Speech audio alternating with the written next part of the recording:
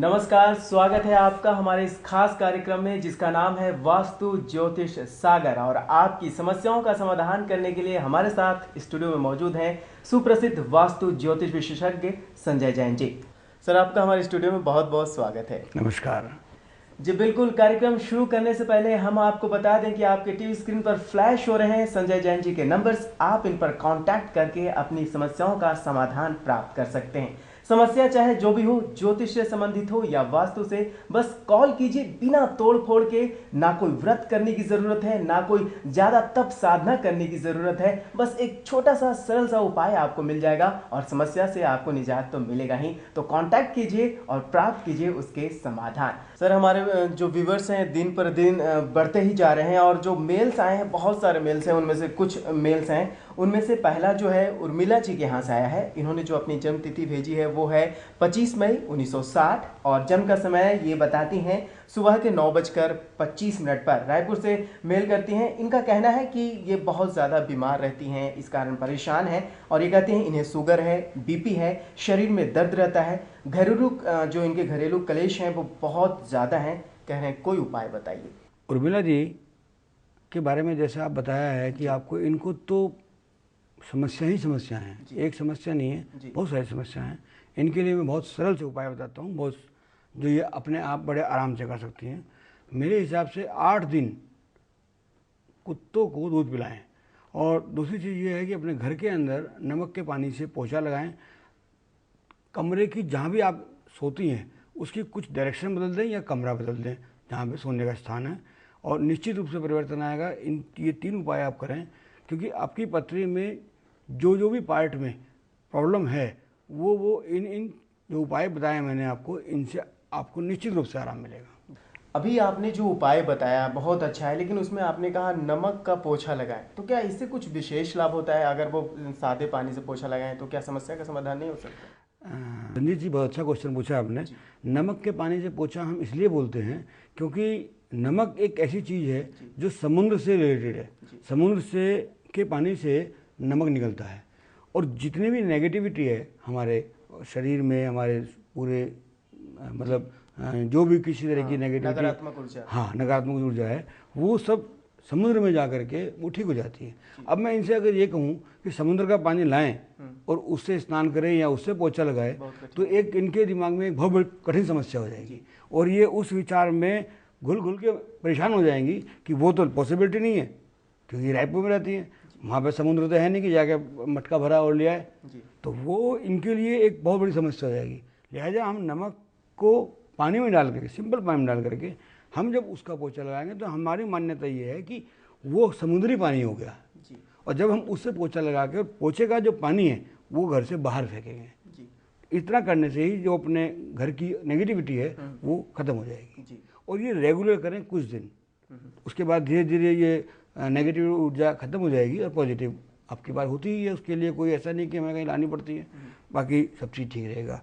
तो इसी मैंने आपको बोला कि कमरे की डायरेक्शन बदलने के लिए, तो इसके अंदर भी इसलिए बोला कि जिस डायरेक्शन में व्यक्ति परमानेंट काफ़ी दिनों से परेशान है और सो रहा है या उसी डायरेक्शन में रहता है, थोड़ा सा डायरेक्शन चेंज कर दें, या तो कमरा चेंज कर दें या डायरेक्शन चेंज कर दें, तो उसकी जो सोच में पॉजिटिविटी आती है, सोच में परिवर्तन आएगा, उसमें परिवर्तन आएगा कि हाँ अब मैं कुछ ठीक हो जाऊंगी। और कुछ फर्क भी पड़ता है इस चीज़ से कि वहाँ पर जब चेंज हो जाएगा कुछ, वहाँ वो हो सकता है इनकी दिशा गलत हो सोने की, कुछ चेंज करेंगे तो उससे ही इनको निश्चित रूप से लाभ होगा। जी, यानी उर्मिला जी, आपने जाना कि क्या करना है आपको। जो उपाय बताए गए हैं उसका पालन कीजिए। नकारात्मक ऊर्जा कहीं ना कहीं आपके घर में है, उसे दूर करने के लिए जो उपाय सर ने बताया उसका पालन कीजिए। सकारात्मक विचार आएंगे और उपायों का अगर आप पालन करेंगी तो निसंदेह आपको लाभ होगा और क्लेश और बीमारी जो भी है उससे आपको निजात मिलेगा।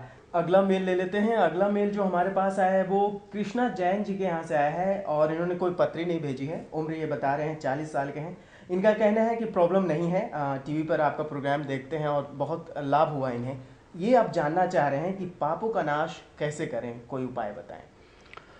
कृष्णा जैन जी, मुझे बहुत अच्छी बात है कि आपको कोई परेशानी विशेष नहीं है और आप जैसे पूछ रही हैं कि इसका पापों का नाश कैसे करें।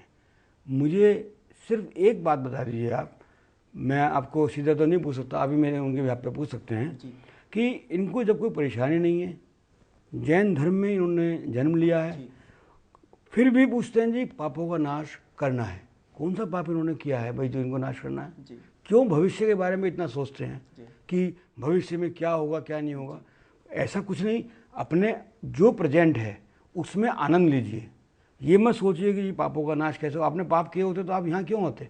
आप जैन कुल में पैदा हुए, चाहे इंसान के रूप में पैदा हुए हो, तो आप ये सोचते हो कि मेरे पापों आदमी इतना परेशान हो चुका है, वो बेमतलब की चीज़ों में इलझ करके हम लोगों को या ज्योतिषों को पाया जाता है या वास्तु वालों को पाया जाता है। कोई समस्या नहीं, कोई बात नहीं, उसके बाद भी कुछ बता दो तो बता भी दें। अब उसमें ये कि मैंने पाप किया, अरे अगर तुमने पाप किया होता तो नरक में पड़े होते, यहाँ क्यों आते आप?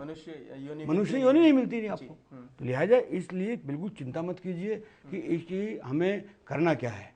अब जो भी है, जैसा भी आप कर रहे हैं, आप खुश रहिए, आनंद लीजिए, किसी को दुख मत दीजिए, किसी को दुख पहुँचाने की चेष्टा मत कीजिए। यही है, आगे के लिए आप सोचने की जरूरत नहीं कि मेरा पापों का नाश होगा कि नहीं होगा। आपने पाप किए ही नहीं है, आप ये सोचिए मैंने पुण्य किए हैं, तो बस इसी के लिए मैं आनंद ले रहा हूँ। कहीं इन्होंने पुण्य किया कि भगवान की कृपा है, खुश हैं। 84 लाख योनि के बाद आपको एक योनि मिली है। 84 लाख योनि के बाद आपको ये योनि मिली है और सर्वोत्तम योनि है।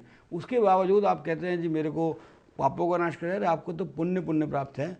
आप बिल्कुल बेफिक्र रहिए, किसी तरीके की चिंता में आप घुलना बंद कर दीजिए। बिल्कुल। तो कृष्णा जैन जी, आपने देखा कि ज़्यादा चिंतित होने की ज़रूरत नहीं है। आप खुश हैं, स्वस्थ हैं, सजग हैं, सबल हैं, यानी प्रभु की कृपा आप पर है। आप इस जीवन का आनंद लीजिए, मोक्ष तो ऊपर वाले ज़रूर देंगे। अगला जो मेल है सर हमारे पास है, वो है संतोष जैन जी का। इन्होंने भी जन्म तिथि कुछ नहीं भेजी है और इनका सवाल भी धर्म से संबंधित है, समस्या से नहीं है। ये कहते हैं कि मोक्ष प्राप्ति के लिए क्या करें, कोई उपाय बताइए। संतोष जैन जी, जैसा कि आपने अभी मैंने बताया है कृष्णा जी को कि पापों का नाश की जरूरत नहीं है, ऐसे ही मैं सबसे पहली बात ये कहूँगा कि मोक्ष प्राप्ति के लिए आपको मोक्ष की भी इच्छा छोड़नी पड़ेगी। जब आप मोक्ष प्राप्ति किसे कहते हैं? जब आपका ऊपर वाले के यहाँ बैलेंस पापों का और पुण्य का बराबर हो जाए तो ऑटोमेटिक आदमी मोक्ष पर चला जाता है। अब है क्या कि मोक्ष प्राप्ति की इच्छा भी करना मोक्ष प्राप्ति के आने में रोड़े अटकाना है। अच्छा। तो लिहाजा आपका जो चल रहा है बढ़िया चल रहा है, ऊपर वाले की तरफ से जैसा भी हो आपको सुख प्राप्त हो रहा है उसका आप आनंद लीजिए। मोक्ष की चिंता आप छोड़ दीजिए कि मोक्ष जाना है। जो लोग मोक्ष के लिए परेशान हैं, भागा दौड़ी कर रहे हैं, बहुत पुण्य करने की कोशिश कर रहे हैं, वे कहीं ना कहीं जरूरी नहीं है उनकी, क्योंकि इच्छा मोक्ष की है इसलिए भी वो मोक्ष नहीं जाएंगे। भगवान महावीर ने जब इच्छाएं छोड़ दी कि मुझे मोक्ष जाने की भी इच्छा नहीं है, तभी वे मोक्ष गए हैं। जी बिल्कुल। तो संतोष जैन जी, आपने जाना कि क्या करना है। आपको मोक्ष प्राप्ति के लिए ज़्यादा सोचने की ज़रूरत नहीं है और इच्छा करने से भी मोक्ष प्राप्ति में अड़चन आ सकती है। तो फिर इन बातों का ध्यान रखें, आपको ज़रूर लाभ मिलेगा। लेकिन अभी वक्त हो चला है एक छोटे से ब्रेक का। बहुत सारी समस्याएं हैं, उसका समाधान भी है, लेकिन अभी रुकेंगे एक छोटे से ब्रेक के लिए।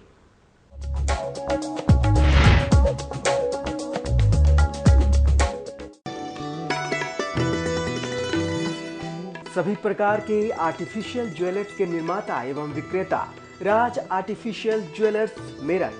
कॉर्पोरेट इंक्वायरी के लिए संपर्क करें सौरभ जैन 093580755521 093191308000।